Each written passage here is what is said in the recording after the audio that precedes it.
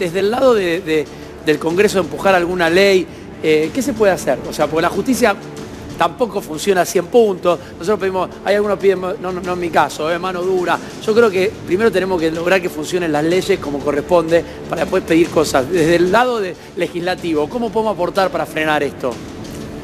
Mirá, hay un problema que igual me parece que sigue saltando, que es, hay una profunda violencia contra las mujeres, es una sociedad patriarcal, donde el poder de los hombres sobre las mujeres está totalmente instalado, no solamente por la historia, sino después por los gobiernos y por el Estado. Total.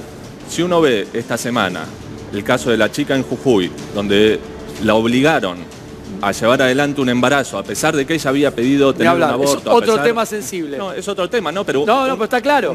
Uno piensa esto, esa chica fue a un hospital, le dijeron no tenés nada, seguí adelante. Después se dio cuenta que producto de una violación había estado embarazada.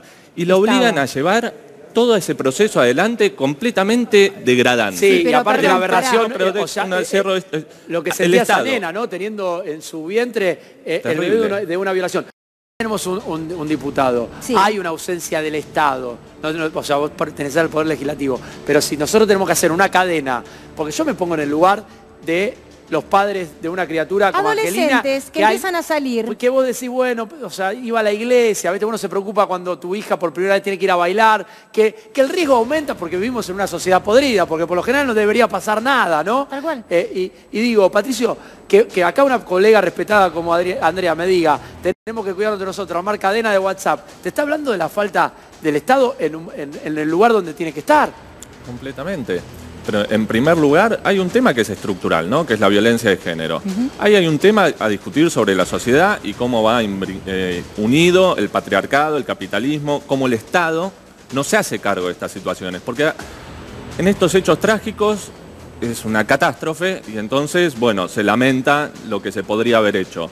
Pero cuando hay que hablar de la prevención, de las mujeres que están en situación de violencia y no tienen a dónde ir, no tienen un parador donde ir, si tienen hijos no tienen cómo mantenerlos. No funciona el botón antipánico, ¿viste? Parece un chiste. Sí, pero hoy de verdad, por ejemplo, en la ciudad de Buenos Aires, no te digo en provincias que incluso tienen menos presupuesto, hay muchas veces donde si vos sos una mujer, no tenés trabajo, tenés hijos y te tenés que ir de tu casa porque sufrís una situación de violencia de género. No podés irte porque el Estado te dice anda a la calle.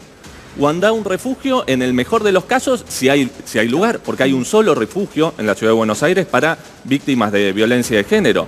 Entonces hay una desprotección total del Estado sobre cuestiones que se podrían trabajar, porque para mí todas las marchas que viene habiendo han sido un paso enorme. Sí. Yo no sé si hay un efecto dominó o es que antes cosas que pasaban y ya no pasan de largo. Ya no pasan, o se decía como... O no se hablaba, ¿viste? Por ahí... se hablaban de otras cosas. Muchos medios, por ejemplo, siguen hablando de crímenes pasionales cuando hay estas situaciones. No son crímenes pasionales, son femicidios. Sí. Hay que decirlo con todas las letras. Bueno, hay un problema igual que es social, ¿no? Porque si no podemos pensar que es un problema de gente que tiene problemas psicológicos. Que son casos aislados. Claro. Yo creo que las dos cosas, social. Pero sí, coincido, pero me parece que hay algunos tipos como este que mató a esta chica en Esperanza, que la está esperando a la salida. Él lo tenía planeado. Yo no sé si ese es un problema de la sociedad. Desde ya, pero tenemos que pensar algo. ¿Por qué mata a una mujer? ¿Por qué no mata a otro tipo? Bueno, hay otros que matan a otro tipo. No, pero en estos casos, como él dice, se da. Porque tenemos que pensar que hay un problema general. Mirá, si vos prendés la televisión y la mujer se cosifica constantemente. Si ves quiénes tienen los peores trabajos y son las mujeres. Si ves que hay casos de violencia de género, que las mujeres van a la comisaría y le dicen no puedes hacer ninguna denuncia. O sea que hay violencia desde el Estado hacia los individuos. Si vos ves toda la cadena de violencia que hay hacia las mujeres, los femicidios son el último eslabón y es sobre lo que se trabaja.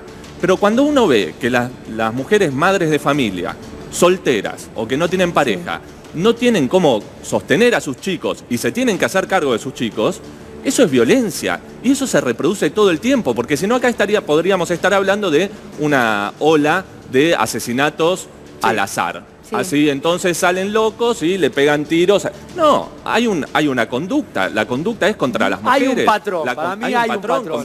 Hay un problema social. Porque si no nos vamos a quedar en la punta del iceberg, que es un problema, y lamentamos terriblemente estos casos que son brutales, y cada vez salen más a la luz, porque antes muchas veces se tapaban, incluso casos de violencia de género, en las familias se tapaban. Sí, bueno, perdón, y ahora salen a la luz. También hay casos, y que también está bien que se diga y se comente, al revés, de violencia de género de la mujer hacia el hombre. O sea, es muchísimo menos, o sea, es un porcentaje ínfimo. También, perdón, chicos, recordemos el caso... Aquel diputado hace un análisis criminológico, creo que entrando en lo que la criminología denomina como labyrinth approach, que es cuando el Estado viene y ejerce violencia, es más complejo, ¿no? Pero la violencia del Estado, o sea, el derecho penal es un derecho penal individual, porque si no, le quitamos la responsabilidad que tenemos cada persona como individuo. Y de ser así, como vos decís, esto... No es solo respecto de las mujeres, porque si no estamos haciendo un corte, hombres, mujeres, que yo no lo comparto. Bueno, en este caso, para mí es innegable. Si nosotros tuviéramos un hombre por día asesinado por una mujer, estaríamos hablando de que la sociedad... Hay todos los días. Pero hay un crímenes que son crímenes de odio, y usted lo tiene que saber bien. Hay crímenes de odio. Por ejemplo, en Estados Unidos, en el sur de Estados Unidos, se asesinan los blancos, los policías blancos especialmente, asesinan a los jóvenes negros. Esos son casos de violencia de Estado. Ahí no es que un policía, no importa si era blanco o no. Salgo a caminar tranquilo acá a 10 cuadras, no es así. No es una cuestión de que solo pueden ser víctimas las mujeres, porque si no estamos dando ese mensaje. Hay de los dos lados. Lo que pasa hay una violencia, hay una sociedad patriarcal. Hay una violencia que es una violencia general. Después hay una violencia que podemos denominar... Pero si no estaríamos hablando de que hay un hombre asesinado por mujeres por día. Pero todos los días una mujer mata a un hombre porque es hombre. No, lo matan porque es... Pero acá la matan porque es mujer. Cuando matan a un hombre, no lo matan porque es una persona, y cuando es una mujer también, no necesariamente por para mí son dos cosas diferentes. Una cosa es... Vamos a tratar de poner el limpio. La violencia en sí... que existe y ahí... Que está, digamos, incluido el tema de la violencia de género, la seguridad, y otra es la violencia de género.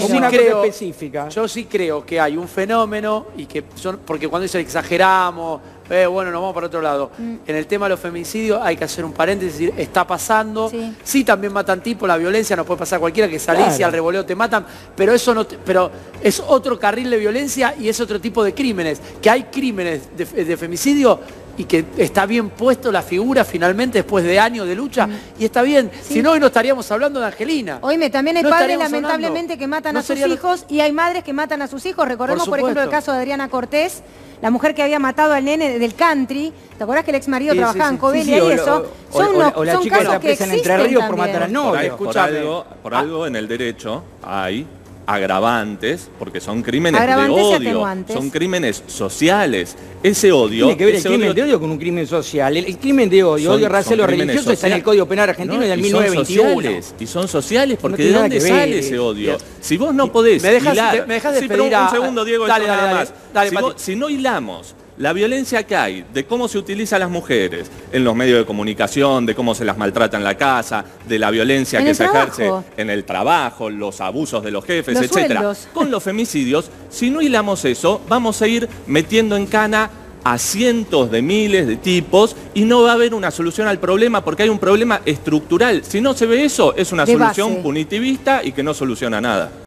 Para mí es un gris, porque supuestamente en todas las elecciones en Venezuela hubo veedores internacionales, vos corregime si me equivoco, y me gustaría preguntarle a Patricio, como referente de la izquierda argentina, como legislador, ¿qué postura toma frente a la crisis venezolana? Mira, en primer lugar, lo que hay que partir de decir es que la situación social en Venezuela es terrible. Digamos, hay una crisis social brutal, muy difícil de imaginarse, mucho peor de lo que puede alguien recordar como un 2001 en Argentina. El gobierno de Maduro es el gran responsable, uno de los principales responsables de esta crisis. ¿Es legítimo para vos el gobierno de Maduro? Porque acá Carlos no lo reconoce como legítimo. Ahora hay una discusión porque, digamos, yo parto de esto. La crisis social, ¿es responsabilidad del gobierno? Sí, claro, es el principal responsable, porque ha mantenido un esquema donde, por ejemplo, mientras crece el hambre en el pueblo de Venezuela, siguió pagando la deuda externa, donde hay intereses, digamos, en la negociación con el petróleo, la fuga de capitales, etcétera. Todos siguen los negocios privados y el pueblo es el que viene pagando los platos rotos. Ahora, Guaidó es un títere de Trump. O sea, decir que vamos a apoyar a Guaidó para que restablezca la democracia en Venezuela es un chiste de mal gusto. Pues sí, que está digitado, lo puso Trump. Pero es que completamente, porque si uno ve, Guaidó sale y dice, como que yo ahora salgo y digo, me proclamo presidente de Crónica TV. Pero es que Guaidó no se proclamó, fue el pueblo. Escucha, fue el pueblo venezolano quien proclamó a Guaidó. ¿Cómo lo proclama el pueblo a Guaidó? ¿Por qué lo eligen a Guaidó? Porque es el presidente del Parlamento, tal como lo establece la Constitución en su artículo 333. De los dos sectores se viene diciendo, Guaidó dice que se ampara en la Constitución para avalar un golpe de Estado de la mano de los yanquis. De Trump, nada más. El golpe de Estado lo estaría dando Maduro, que es ilegítimo. Maduro tiene secuestrado el poder en Venezuela. Yo no estoy con Maduro. Entonces, que vos me digas que Maduro es un presidente que reprime, es verdad, que tiene en hambre al pueblo, es verdad.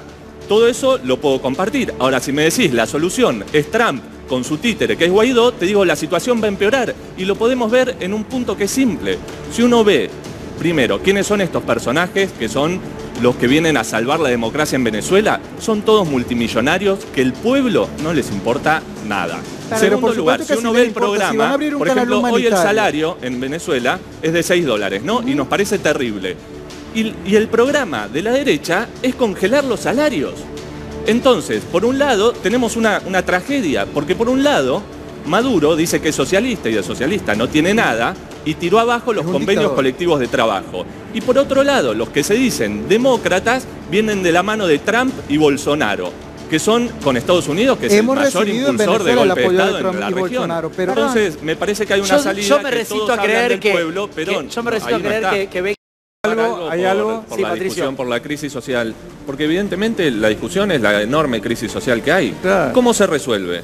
Yo digo, porque yo no estoy de acuerdo, para nada, con decir Maduro es malo, entonces hagamos lo que sea que invada Estados Unidos, que pasemos por arriba cualquier tipo de legalidad estatal. Que haya elecciones. Que haya elecciones. Bueno, pero por ejemplo, se podría resolver si se convoca una asamblea libre y soberana, constituyente, no como la que ha hecho últimamente, que votó una cantidad de la población muy minoritaria, sino de verdad para discutir realmente cuál sería un plan de gobierno que ligue las cuestiones sociales y democráticas. Pero ¿por qué? Eso es en el campo ideal, hay que juntarlos. Bueno, ¿por qué? Porque si no ahora se empieza a decir que como hay una dictadura, hay que hacer cualquier cosa. Pero nosotros como opositores, yo tengo... Esto pregunta, vos sos dirigente de izquierda en la Argentina, ¿vos admitís que Maduro es un dictador o no? Es un gobierno completamente autoritario, basado... ¿Por qué les cuesta tanto a la dirigente de izquierda decir que es un dictador? No es por una cuestión de que cuesta tanto, no, porque se utiliza.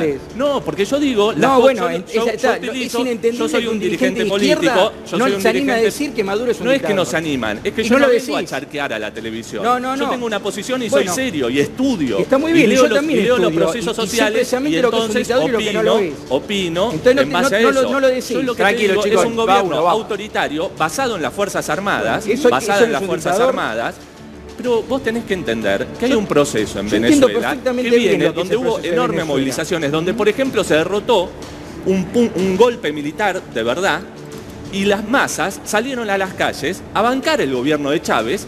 Y esa ofensiva imperialista que quisieron hacer, pero pasaron 20 años. Pasaron 20 años. Entonces ahora, seguramente más que vos. Bueno, puede ser. ¿Por qué no decís que es un pedante para decir que sé más que el otro. Porque vos estás hablando de la historia de Venezuela, yo la conozco bien. Lo que me llama la atención, cómo los dirigentes de izquierda no se animan a decir ciertas cosas. Pero a mí lo que me tendría que llamar la atención es que yo, que tengo compañeros en Venezuela, que han sido opositores durante todos estos años, sin las cámaras al gobierno de Venezuela, que pasan la situación social que está en Venezuela, somos opositores por izquierda. Entonces no somos ningunos escuálidos que hablamos, porque sería fácil decir, es un dictador, desde la televisión, fácil, Nosotros estamos diciendo, con nuestros compañeros de Venezuela, que militan en Venezuela, que la salida... que es un gobierno completamente autoritario. No dicen que es un dictador bonapartista, pero no es una cuestión de decir... Es lo mismo. No importa, es lo mismo. Está bien, bueno, pero nosotros lo enfrentamos. Pero sin embargo, la gran diferencia es que no usamos frases como decir dictador para hacer los que meten a Trump y a Estados Unidos. Terminala con eso de Trump. Pero gracias a Trump. A ver, pará. A ver, Adrián, para saber de política internacional. Porque si ni siquiera abrís Twitter para leer la política internacional, mirá, me podés pedantear a mí, pero muy lejos no va. Adrián, un segundo que... Humanitaria. Ayer dieron más de 20 millones de dólares para ayuda humanitaria. Tienes que ir a Venezuela, pero es que no permite, tienes que ir a Venezuela y ver cómo la gente se muere de hambre. Tienes que ver, yo recorrí, yo entraba a las casas, entrevistaba a la gente con cáncer y que me daba una lástima muy grande y se está muriendo porque no tienen medicina. ¿Y todo por qué? Porque el gobierno de Maduro no permitía que desde Colombia o desde cualquier parte llegara una ayuda humanitaria. Oye, me han querido enviar de Argentina. El hambre está matando a los venezolanos. Ayudar a Venezuela porque es un humanitario. La persona que está asesinando chicos en la frontera de México con un muro, opinan que va a ayudar a Venezuela porque es bueno. Imagínate cómo estamos en Venezuela, que no nos importa una intervención en Estados Unidos. También hay una gran desesperación. Cuando yo llegué aquí, Patricia, hay mucha desesperación. Por supuesto, cuando yo llegué a Argentina. Pero por eso mismo hay que cuando llegué a Argentina tenía 2 semanas sin comer carne y no porque no tenía dinero, sino porque estaban cerradas las carnicerías en mi país por la reconversión monetaria. Porque el gobierno quería obligar a las carnicerías a que vendieran al precio que ellos les diera la gana, cuando en Venezuela hubo una hiperinflación de más de 1.000.000% y el Fondo Monetario Internacional estima que en este 2019, de seguir la dictadura de Maduro, va a haber una hiperinflación de más de 10 millones%. Y yo opino que opino que, por ejemplo, que Maduro siga pagando la deuda externa mientras el pueblo de Venezuela pasa hambre es criminal. Pero el programa de Guaidó es seguir pagando la deuda externa y que el pueblo de Venezuela siga pasando hambre, nada más que con otro régimen político. Patricio, perdóname, pero el gobierno de Guaidó pretende ser un gobierno interino. Si están metiendo va a haber elecciones. La Constitución dice que tiene que llamar elecciones. Por supuesto, bueno, si Trump salió a sea un gobierno, para mí es un gobierno quiero remitirme, que va a estar, digamos, interviniendo. Pato, querido, un placer conocerte. Igualmente, Diego, gracias. Andrea.